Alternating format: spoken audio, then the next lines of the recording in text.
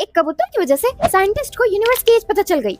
ये कहानी है 1965 की, जब दो साइंटिस्ट ने अपने एंटीना पे एक स्ट्रेंज नॉइज को पकड़ा था। वो नॉइज हर डायरेक्शन से आ रही थी, रुक ही नहीं रही थी। तब उन्हें लगा कि शायद ये नॉइज किसी कबूतर के घोंसला बनाने से आया हो। तब उन्होंने एंटीना को साफ किया, लेकिन फिर भी वो नॉइज रुक ही नहीं रही थी। वो नॉइज थी CMB की।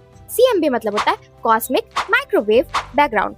अब इतना भारी भारी वर्ड तो नहीं समझ में आने वाला है, तो इसको सिंपली समझते हैं। CMB बेसिकली यूज होता है यूनिवर्स की एज को कैलकुलेट करने में। अब वो कैसे, तो बैठ जाओ बताते हैं। अब इमेजिन करो तुम एक पहाड़ के सामने खड़े हो, तुमने बहुत जोर से चीख मारा। अब जो तुम्हारे मुंह से निकला है वो साउंड वेव, वो सामने वाला पहाड़ से टकरा के वापस आएगी, जिसे हम एको कहते हैं।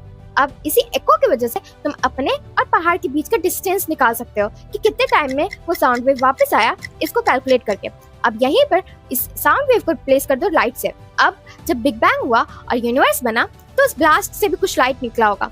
अब वो लाइट आज भी यूनिवर्स में एग्जिस्ट कर रही है। जैसे साउंड वेव टकराने के बाद फेड हो जाता है, वैसे ही लाइट भी फेड हो जाती है और कुछ खींच जाती है। इसी को हम कहते हैं CMB।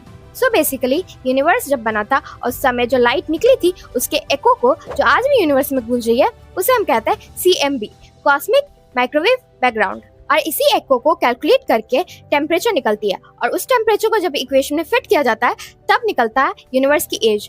और मॉडर्न साइंस के हिसाब से यूनिवर्स की एज निकली है कुछ 13.8 बिलियन लाइट ईयर्स। अगर यूनिवर्स के बारे में ऐसे ही इंटरेस्टिंग फैक्ट जाना है, तो इस चैनल को फॉलो कर लीजिए, और वीडियो पसंद आए तो लाइक, शेयर और कमेंट कर दीजिए।